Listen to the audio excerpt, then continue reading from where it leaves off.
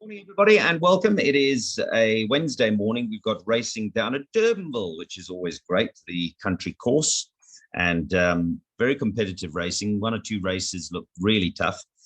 Some of the others may be straightforward, but we'll go through it in a moment. I have had a few selections from the Ghost Rider, who was in very good form yesterday, and actually has been in excellent form. I think on Monday it was when he caught four PAs that paid over 2,000 Rand for very limited amounts. So that's kept the Ghost Rider fans pretty happy, and those that follow him. Racing today then at Durbanville. I'm going to get quickly into sharing the screen and the scratchings because Keegan DeMelo is not riding, and there's a couple of changes that you want to just bring you up to date with. So that's the first thing I'm going to show you. Let's quickly go through the scratchings. There they are. Race 1, number 10, Skydance Bridge is out. Race 2, number 7, Flower Pecker is out. Race 3, number 2, Tchaikovsky is not on song. Race 4, number 3, Long White Cloud has burst. I suppose abnormal blood count, but the cloud has burst. And race 7, number 4, Legitimize has got a swollen near four joint. Anyway, so those are the 5 scratchings. But here, just below it, now that you've got those, are the replacements for Keegan DeMelo, who has got flight complications. Remember, it wasn't that long ago Nico had flight complications, but there you go, flight complications. So the changes are race 2, number 3, Raining Again. Craig Bankton picks up that ride. Race 4, number 9, Twilight Hour, Richard Ferree rides. Nice pickup ride there. I think it's drawn 2. Number 5 in race 5, Sweet Repeat, which is Do It Again's relation, is now Craig Zaki. Race 6, number 2, Panzella is Grant Burr. Race 7, number 6, Ticket to Ride is Corne Orfer. And race 8, number 6, Ferrando is Craig Zaki. There's a couple of equipment changes, but I don't think I'll bore you to tears with those. Rather, I'll get on to the betting in a couple of moments and show you that and take you through what we're going to do. I'm not going to start with race 2. I'm not going to start with race 1. I'm going to start with race 2. That first race, I'm not really a bipod player anyway, so I won't bother you with that. But what I will do is start with the place accumulator races and have a look at those. So let's get straight on to that as I get on and share the screen. I've just changed the screen to the soccershop.betting, and we'll get on to that. So I'm going to start in race 2. That betting seems to have disappeared. Well, that's nice, isn't it? We had that on, so I'm going to have to just go back to the other page and find that. Okay, let's carry on then and take you to that page. I've now reintroduced the Tab Gold page. Just for what it's worth, I mean, in the first race, if you are taking bipods, I would have thought the number 2, Benika, sets a standard. So from a bipod point of view, number 2, Benika, I think probably looks like the right one, but I'm not going to dwell too much on that. I'd rather get into race 2, where the standard is set here by number 9, Della Sword. No question about that. The only thing is the draw of 7. Now, remember that we are at Durbanville today. The draw is significant, and ideally you don't want to be drawn 7, but that is where Della Sword finds itself. And although number 7, Flower Pecker, is scratched, he was drawn on the outside of Della Sword, who therefore doesn't actually come in even one spot. So interesting, because Della Sword, of course, is also a filly taking on the Colts. So certainly for me, although Della Sword sets the standard, I'm not so sure I would have been rushing to back her at 14-10. 2-1, which is the price she's drifted to now, is probably more realistic. But I think there are some runners that are worthy of mention here. So let's have a look at the money horses. Starting off with number 1, Masterful Guy, who's got Richard Ferree on from a 2 draw. He's a son of Master My Fate out of a Captain Almere. So there's plenty of speed, which has been shown in the last couple of starts. And since gelding has become pretty consistent. So Masterful Guy, from a place accumulator point of view, I think has to go in. There's not much between number 1, Masterful Guy, and number 2, Don Reposado. But that one's drifted in the market, but it is drawn 1. So again, if you're going to go a little bit wider, I probably would go and include number 2 in the play.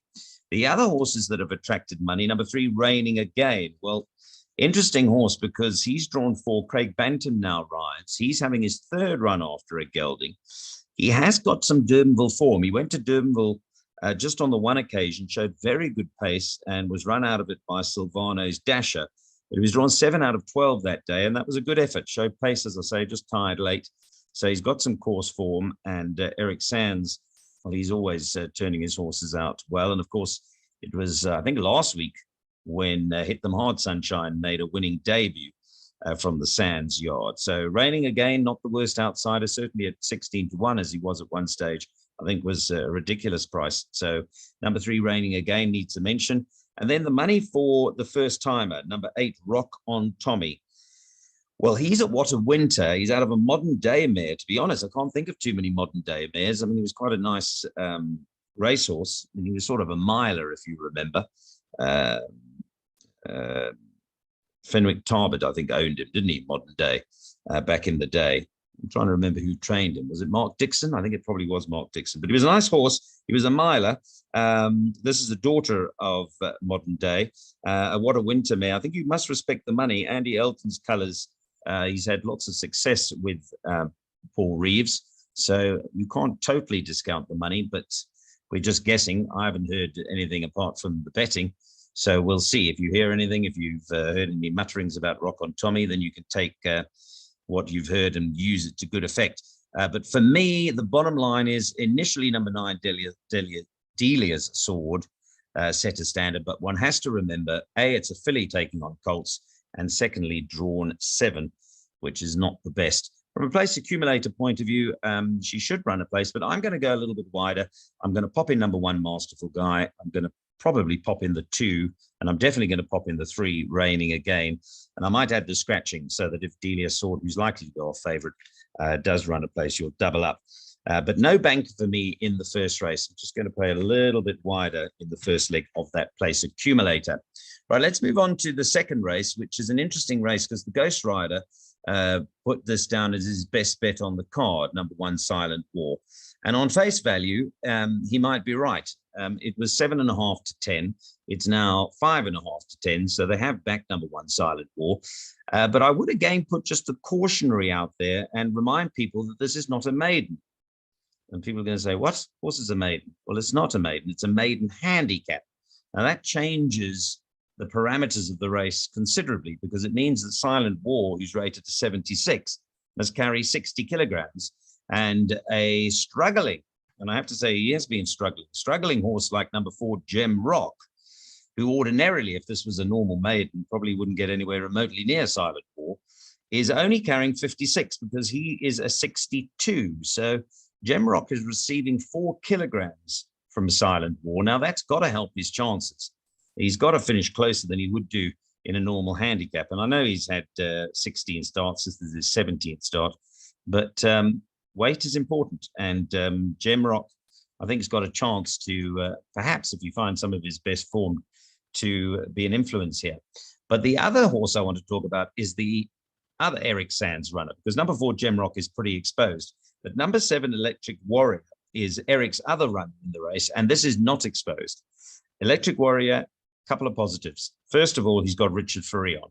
Second of all, he's a son of Gimme the Green Light, bred and owned by the Ruperts, Gaynor Rupert at Drakenstein Stud. Third positive is drawn 1. Fourth positive, there's a lot of positives here. Fourth positive, he's got Durbanville form in so much as he's been to Durbanville twice, so he knows the place. First run he would have needed on debut, and then he had a comeback run where he finished 3rd behind Son of Silk. He was well beaten, but on both those occasions, you know, he was drawn 10 out of 11, 4 out of 8. He has been gelded. This is his 3rd run after gelding. And the last positive is coming back to the fact that this is a handicap. If this was a normal maiden, then Electric Warrior would have to carry the same weight as Silent War. But here he's getting 7 kilograms from Silent War. Now that to me makes Silent War somewhat vulnerable and Electric Warrior a big runner. So I know everybody's punting Silent Warrior and he should win on paper. Well, the way I'm going to play is I'll put Silent War in, and I think I called him Silent Warrior, apologies, Silent War in, but I'm also going to put in Tchaikovsky in order to double up with him because I am going a little bit wider. I'm going to put in Gem Rock, despite the fact that he's having his 17th attempt. And number 7, Electric Warrior, must go in. I might even throw number 6, My Apple Pie, who's got no weight, although she is a filly in the race. But for me, I'm just thinking a little bit laterally, and certainly Electric Warrior for me, many, many positives. I've given you 5 positives there. So utmost respect for him. Let's move on to race 4. Interesting race. I thought I was going to like She's a Rainbow, and then I did some studying, and I think she's got quite a task now compared to some of her previous form. It does bring me back to one of my old bugbears, which I'm going to mention, and that is that she ran 6th in the Cape Fillies Guineas. She ran 6th. She showed pace. She fell away towards the end behind Shanzanay, and she got penalised by the handicapper from an 85 merit rating to a 97. Well, what's my take on that? Well, my take is she's run 6th. Yes, behind Shanzanay, who came out and nearly lowered Captain's Ransom's colours. But I don't know. I just think sometimes these handicappers are a bit too trigger happy. We will see how number 1, She's a Rainbow, goes off a 97 today, but this is a handicap, and because now it's a handicap, she has to carry top weight of 60. I don't know. I think she's been dealt a rather harsh task here, whereas number 2, Duplicity, gets 1.5 kilograms from her, and she's a year older because Duplicity obviously hasn't finished 6th in the Fillies Guineas. So for me, She's a Rainbow, sure. She got quite a harsh treatment there. We'll see if the handicap is right. If she wins by 4, then I'll have to raise my hand and say the handicapper was spot on, but I'm not so sure she will win, all by 4 lengths. The other horses in the race, number 4, Oscar's Winner. Well, he has a filly, a 4-year-old filly, a Quarari, who's now getting 2.5 kilograms from She's a Rainbow. Got to be a runner. I think she's my first choice. She's also the Ghost Rider's first choice for what it's worth as well. And she has been supported from 3 to 1 to 22 to 10. So I'd rather be with her. But it is a handicap. There are some others further down. Daughter of Zeus is actually quite interesting for a couple of owners that I know quite well, one of which is Robert Bloomberg, although I think it races in the Kinsley Silks. Drawn 1 on a line through Duplicity and the Maidens. Daughter of Zeus, what price is that? Must be a big price. 16 to 1 is not without a shout. 7 Symphony of Light. I think her last 2 runs are not her form. I think she's much better than that. And she's got a tongue tie on, which I think will probably help her. So the problem with her is she's had a respiratory noise on a couple of occasions, which is not positive, really.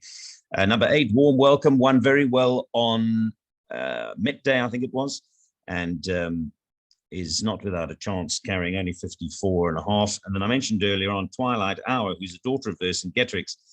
Richard Faree picks up a nice chance, right? It's drawn 2, so I think she'll get the run of the race.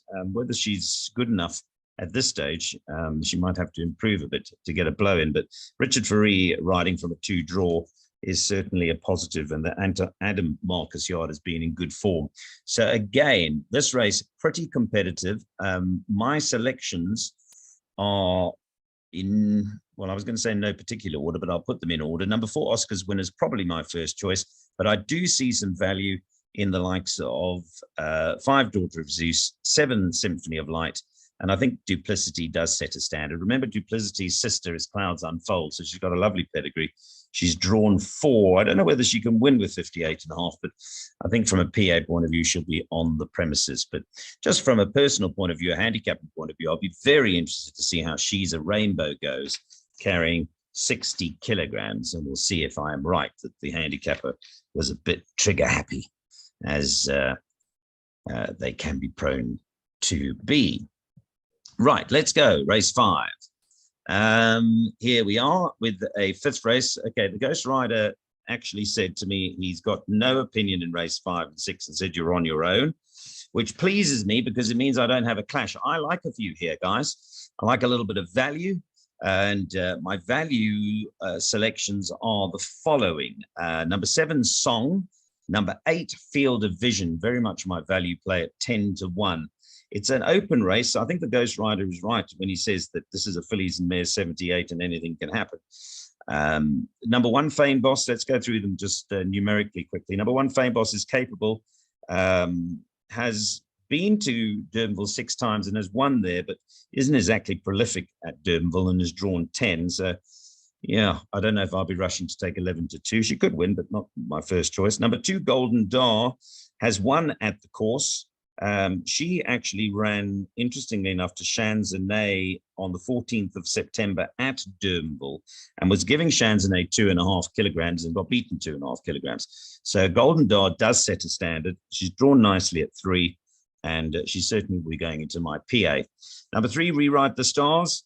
Drawn 1, which is a bonus. It got some fair pace and speed statistics. So that'll be put into place, I'm sure, from a 1 draw. Rewrite the Stars. There are worse outsiders in the race. But again, she still has to shoulder 58. So I'll be looking for the winner perhaps further down the handicap. Number 4, Apache Dream is 4-1.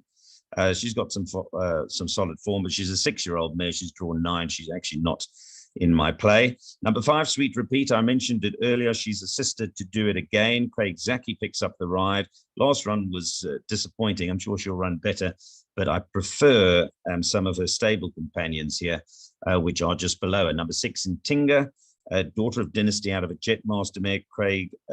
Grant van Niekerk rides. And on the last start was okay. I think she's better than that. Previous starts, she wasn't well drawn.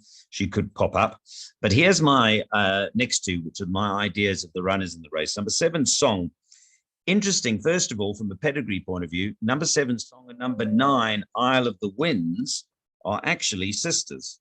So Song is the older sister, and Isle of the Winds is the younger sister. And I think they are they're related to Bulgarian, so they've got very nice pedigrees, owned, of course, and raced by Mr. Alec and the Honourable Gillian Foster. But Song's last 2 runs, I've written here, been way below best. I'm not too sure why she hasn't been putting it in, but if anybody can get it back to her best, Justin Snaith can. And Richard Faree rides her, and he's won on her and placed a couple of times. So I think she'll welcome the return of Richard Faree. She seems to get on well with him. And I thought at 5-1, Song, being a 4-year-old, getting weight from some of the 3-year-olds in the race, was a big runner. Over the page to number 8, Field of Vision. I like this a lot. She's a sister to Sir Michael. Louis Nkotwa has been riding her. Some people might say, oh, Louis abandoned, he's not riding it. But if you have a look, the filly's carrying 52.5. Louis can only ride 54. So Greg Sheen picks up the ride. I think it's a nice pickup ride. And I like number 8, Field of Vision, as an each-way play here at 10-1. Number 9, Isle of the Winds. I said that she's the sister to Song. She's nicely drawn at 2. She is related to Bulgarian, so she's got a nice pedigree. I think that she could be a runner. She's probably my sort of value play for 3rd place. And number 10, Eye Catching, who I've been for on a couple of occasions as my roughie in the race.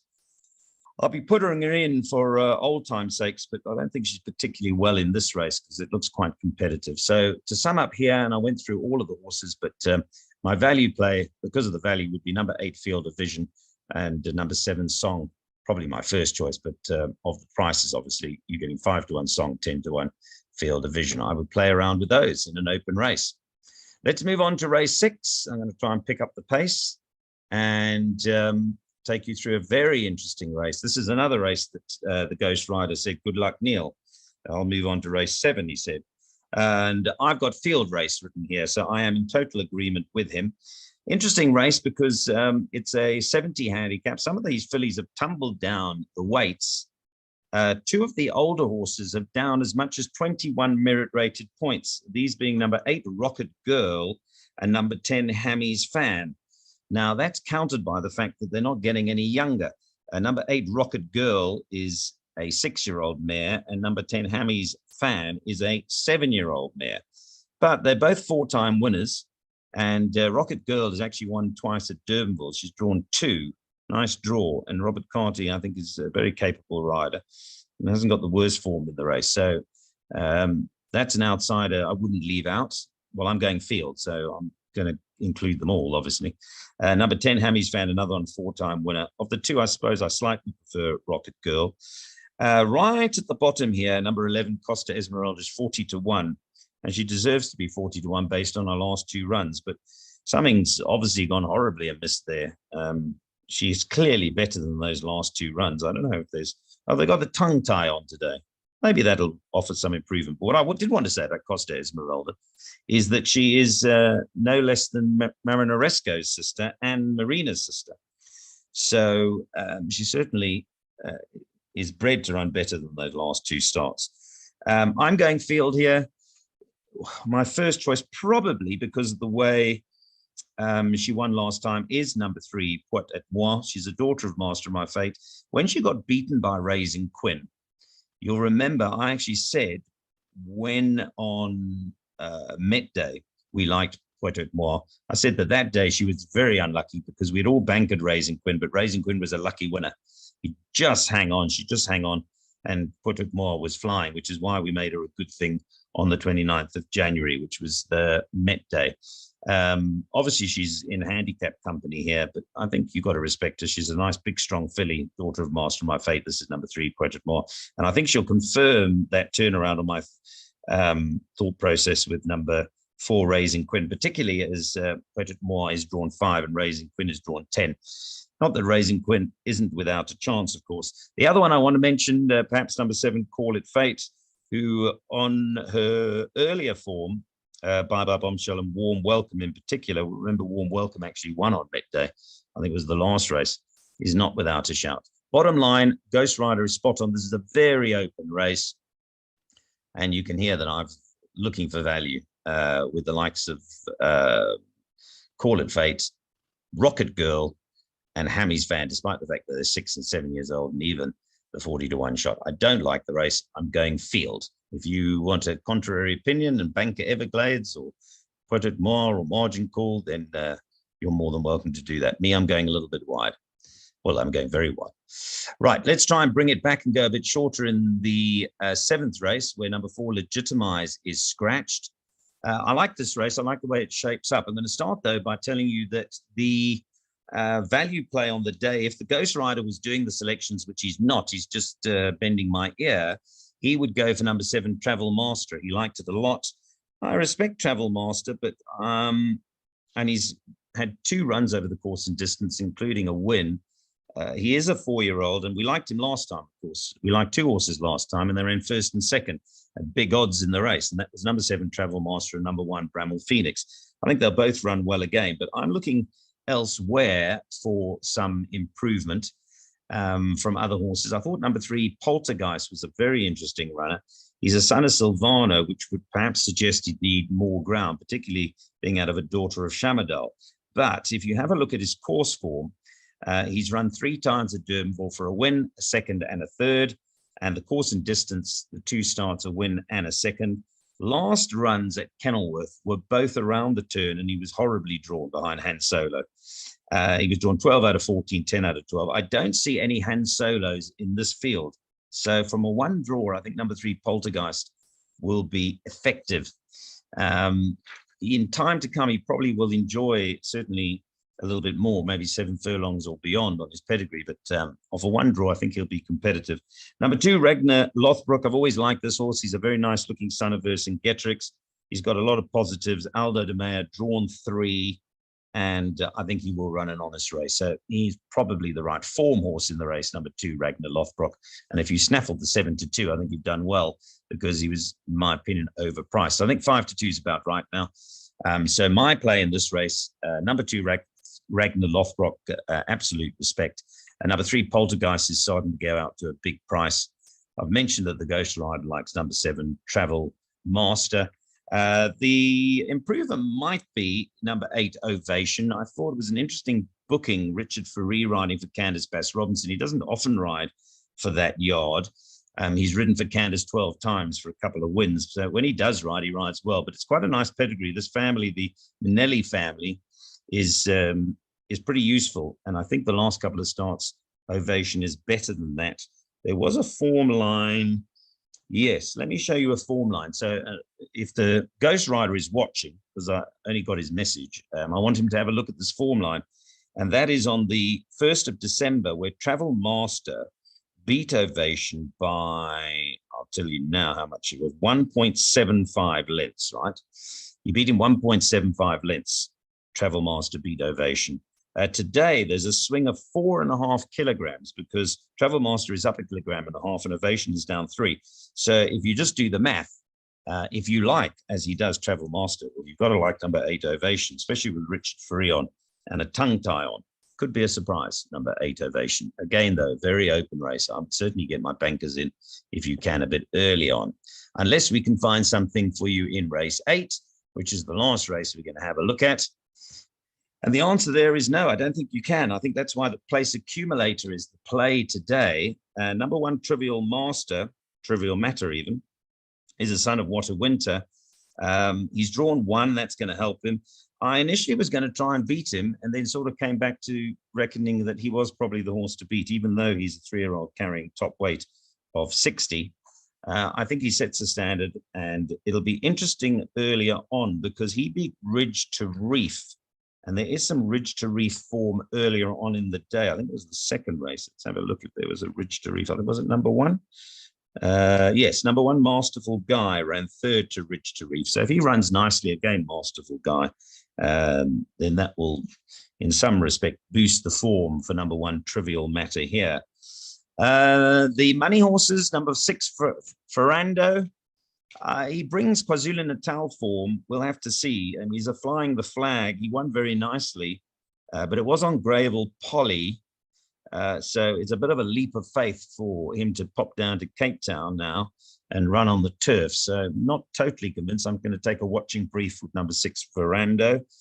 My value plays in the race. Well, let me just deal with the money horse, number 9, Birdie and Bogey, who's a Vercingetorix. I think you've got to respect him of 54.5 with Grant Van Niekerk on board. So you can factor in, put him into your PAs.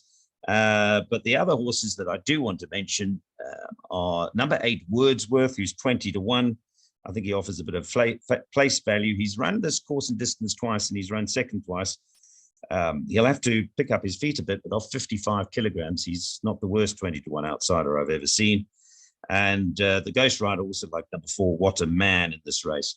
So again, initial observations, it looks like you're going to need a couple in the PA, and I certainly would go fairly wide. Even a horse like number 3, Silver Salmon, who's 3rd run after a rest. I mean, surely he's better than that form.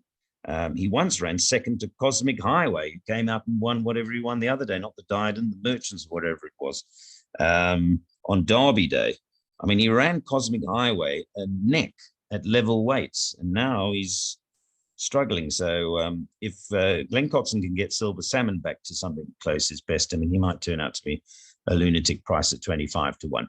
Okay, so have we given you some food for thought here? Well, hopefully that's the plan. My suggestion today from a playing point of view would be to take the place accumulator. I think there is some potential for a nice dividend along the way. You've got an indication of how I will be playing. Is there one particular horse that offers a value bet? Well, I've given you some outsiders to have a look at. But as far as a price booster is concerned,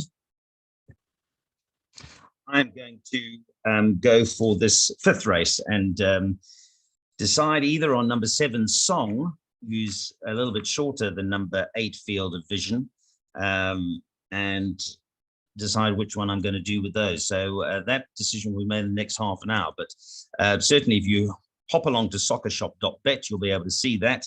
Number 7, Song, probably the one I'm going to lean towards just because it's Richard Ferree and it's a 4-year-old, whereas number 8, Field of Vision, is slightly worse drawn and is a year younger, although I do respect it and it's a bigger price. But I think, let me make that commitment now. I'm going to go for race 5, number 7, Song, each way.